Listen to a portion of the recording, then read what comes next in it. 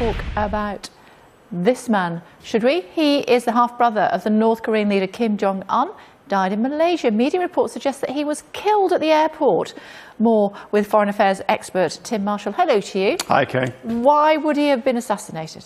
Because it's Johnny English meets James Bond via a Shakespearean tragedy. OK, now I'm interested. Well, I'm wearing my best Johnny English suit. Look, excellent. There is the comedy aspect. I mean, a man has been murdered. That's not funny, but that whole sort of tragic comedy aspect of Kim Jong-un, of the leader of North Korea, who is clearly an interesting character. He brooks no opposition whatsoever. That's the James Bond bit, because he will kill people and does send special agents out to kill people. This is the half-brother. He was going to be originally the head of state. He's 45, he's a good 10, 12, 15 years older than the current leader. Their dad just went off him. He's an interesting character, and he was pretty much banished from the kingdom.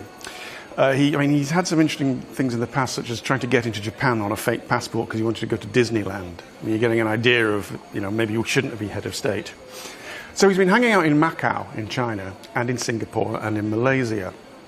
He rather foolishly badmouthed the regime and Kim Jong-un recently.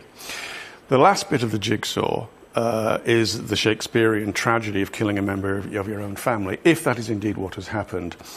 There's a little bit of turmoil going on at the top of the regime. The head of secret police recently resigned. There's been a bit of a purge. So at that point, you can start making decisions. The timing, it's the birthday of the dear leader, where you set rockets off every year, and you might send two women with poisoned needles to follow a man into an airport, stab him as you go past him, and then get going. And that, at the moment, is the best guesstimate that he has been assassinated by his half-brother. Yeah, we've seen that happen, of course, in London in the past.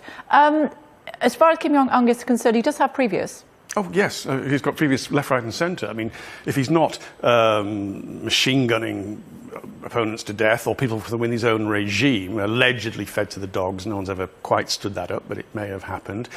And he has sent his Secret Service agents, mostly from the Special Forces, which includes women, out into South Korea and elsewhere in the world to kill his opponents. I mean, it's a standard modus operandi of the regime. Now, what does it all mean in the great scheme of things?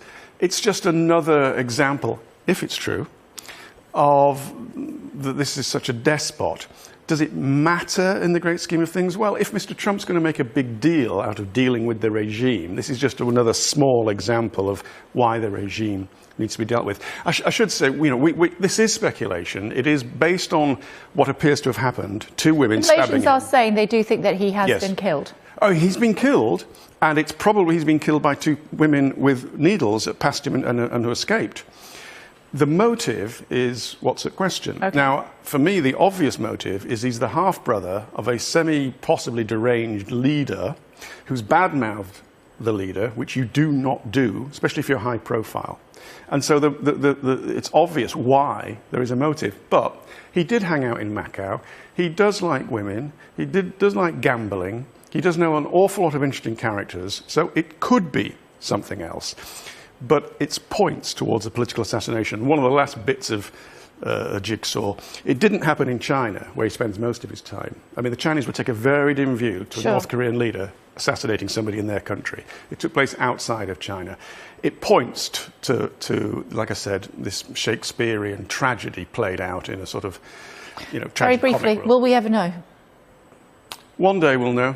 One day we'll know, because the regime will not last forever, and the secrets of what is the worst dictatorship in the world by a country mile, the doors will open one day.